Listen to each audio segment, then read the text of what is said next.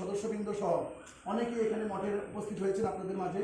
আপনারা উলুধ্বনি করতালির মাধ্যমে জয়ধ্বনি দিয়ে আমাদেরকে বরণ করে নিলেন, তার জন্য আপনাদের চরণে আমাদের কৃতজ্ঞতা প্রকাশ করছি। আমরা এই আপনাদের নামহট্টের সর্বাঙ্গীন সফলতা এবং মঙ্গল কামনা করছি।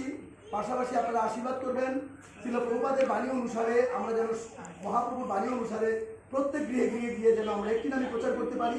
সেটি হচ্ছে সবাই মিলে বলবেন, হরে কৃষ্ণ কৃষ্ণ কৃষ্ণ হরে হরে, হরে রাম রাম রাম হরে হরে, হরে কৃষ্ণ কৃষ্ণ কৃষ্ণ হরে হরে, হরে রাম রাম রাম হরে হরে।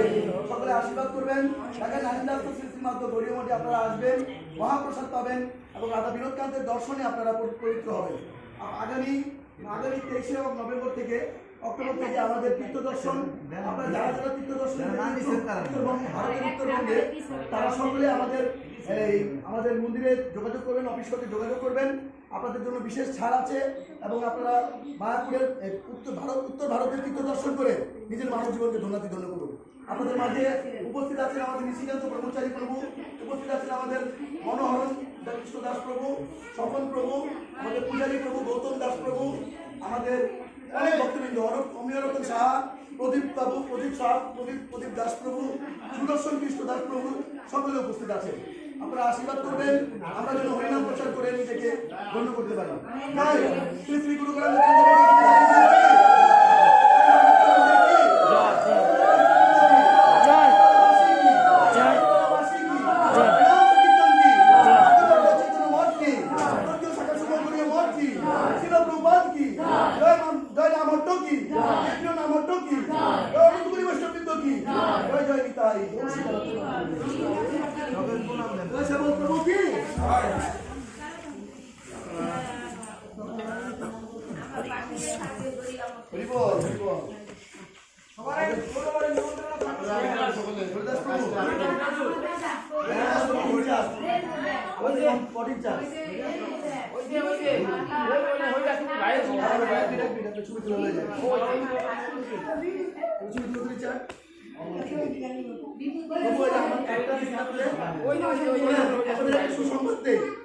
আমার একটি সংগঠন আছে, আত্মমানবতার সেবা সংগঠন বাসুদেব ভক্ত ফাউন্ডেশন।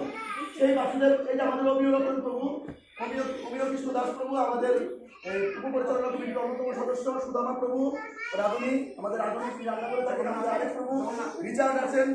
আপনারা আশীর্বাদ করবেন যেন প্রচার করতে পারি।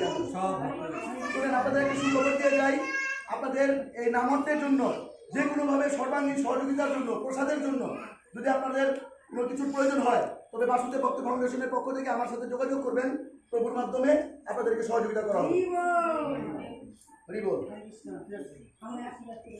প্রবাসী